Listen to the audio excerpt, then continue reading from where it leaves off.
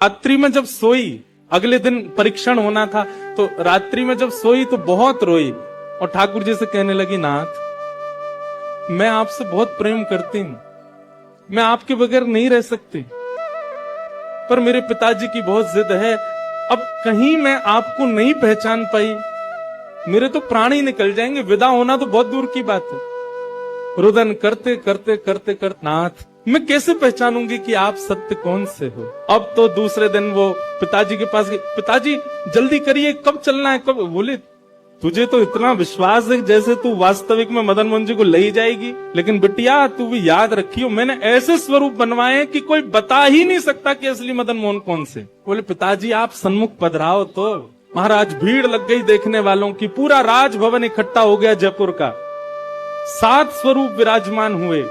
पुत्री के आंख पर अभी विवाह हुआ, उसका विदाई नहीं हुई है, आंख पर पट्टी बांध करके और कहा जाओ, अगर मदन मोहन जी की इच्छा होगी तो ढूंढ ले। उसने जाग करके जैसे स्वरूप स्पर्श करने प्रारंभ किए, पहला बोले ये नहीं है, दूसरा स्पर्श किया, ये भी नहीं है।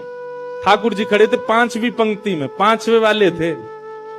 तीसरे स्पर्श किए, बोले ये भी नहीं है। चौथे किए, बोले ये भी नहीं है। जैसे ही 5वें का स्पर्श किया और मुखमंडल का स्पर्श किया, गले का स्पर्श किया, वक्ष का स्पर्श कर, जैसे ही ठाकुर जी की भुजा पकड़ी, सो ठाकुर जी ने अपनी कन्नी उंगली हिला दी और जैसे ही कन्नी उंगली हिलाई, उसने तो, पिताजी यही है मदन मोहन जी। आहा, राजा के तो नेत्रों से आंसू गिर गए। अपनी बिटिया को गले से लगा लिया, कान में बोले बोले मैंने कन्नी उंगली हिलते हुए देख ली। मुझे ये बात पता चल गई है कि भैया तेरी जिद नहीं है इनको ले जाने की, इनकी भी जिद है तेरे संग जाने की। और महाराज गाजे बाजे रथ में आरूढ़ करके श्री मदन मोहन लाल जी करौली राजस्थान को प्रस्थान किया। बोलो मदन मोहन लाल की।